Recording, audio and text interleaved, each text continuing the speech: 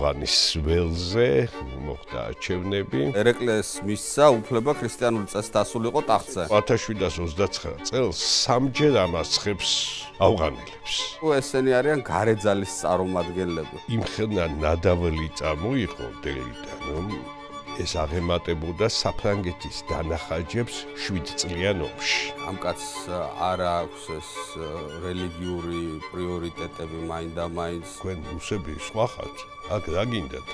ეს ყოველთვის ჩვენი იყო. ჩრდილო კავკასიამ მას მოუღო ბოლო. ქართული წარმომავლობის ირანელებს უყვართ გორჯის დამატება გვაზე. კიდე კაი მაგან ხელისუფლება ვერ გაიმყარა, თორე ქართლ-ქართლს კაი დღე არ ელოდა მაგ წმენდის კაცის პირობებში. კიდევ ძალიან უყვარდა ამ კაცს, როდესაც ხატავდნენ. დღევანდელი ორთაჭალა და ავლაბარი, ეგ არის მთელი თბილისი. თავბრუდამხვევის სისწრაფით იცვლება სიტუაცია.